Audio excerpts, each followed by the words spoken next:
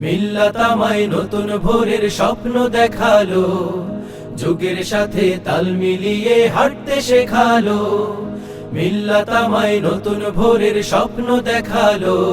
আসসালামু আলাইকুম রহমতুল্লাহ। আমরা রমাদানের এই গুরুত্বপূর্ণ পবিত্র মুহূর্তে, পবিত্র সময়ে এবং পবিত্র দিনগুলির মধ্যে সবই ছুটির মধ্যেই পড়েছি। এজন্য মৌলিক যে কাজ আমরা করতে চাই, রেগুলার প্রতিনিয়ত কোরআন তেলাওয়াত বেশি বেশি করা, অর্থসহ বুঝে পড়ার চেষ্টা করা, নিয়মিতভাবে কঠোর সিয়াম সাধনায় নিজেকে নিমজ্জিত রাখা। সওম মানে শুধুমাত্র খানাপিনা বর্জন করা, আর সিয়াম যা বলা হয় সিয়াম সাধনা, সেটা হলো কুতিবা আলাইকুমুস সিয়াম। তার অর্থ হলো আল ইজতিনাব আন জামিউল মুফতিরাত, সকল ধরনের অন্যায় অপকর্ম, রোজা ভঙ্গের সকল কারণ থেকে বিরত থাকা। অতএব আমরা কঠোর সিয়াম সাধনায় নিজেকে নিয়োজিত রাখতে চাই। 3 নম্বর হলো আমি শুধু নয়, পরিবারের সকলকেই এই সিয়াম সাধনায় সম্পৃক্ত রাখা। এমনকি আমি সলাত, আমার তারাবি, আমার শেষ রাত্রের ইবাদত সব কিছুর সাথেই পরিবারকে কিভাবে সম্পৃক্ত রাখা যায় সে ব্যাপারে নিয়মিতভাবে আমরা প্রচেষ্টা সাধনা অব্যাহত রাখবো। 4 হলো ছাত্রছাত্রীদেরকে নিয়মিত কন্ট্যাক্টে রাখা। বিশেষ করে যারা শ্রেণী শিক্ষক আমরা আছি, শ্রেণী শিক্ষকগণ নিয়মিতভাবে আমার শাখার, আমার বিভাগের ছাত্রছাত্রীদেরকে গ্রুপের মাধ্যমে ব্যক্তিগত কল দিয়ে এবং মাঝে মাঝে অনলাইনের মাধ্যমে ক্লাসে আমরা সম্পৃক্ত করব।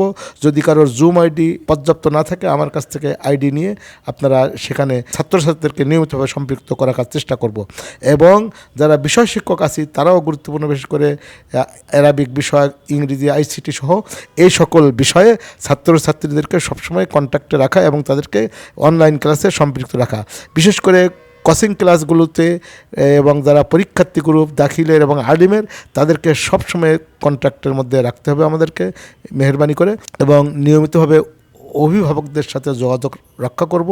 কোনো ছাত্র পিছিয়ে পড়ে তাদেরকে দুর্বল বা খারাপ ছাত্র বলবো না, তাদেরকে পিছিয়ে পড়ে অমনোযোগীদেরকে সম্পৃক্ত করে তাদেরকে কিভাবে ভালো মানে তৈরি করা যায়, অভিভাবকদের সাথে আমাদেরকে সে কন্ট্যাক্ট নিয়মিতভাবে চালিয়ে যেতে হবে।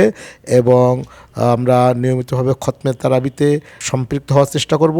এবং আমার পরিবারকে বিভিন্ন মসজিদে খতম তারাবির ব্যবস্থা আছে, সেখানেও আমরা চেষ্টা করে যদি সম্পৃক্ত রাখতে পারি।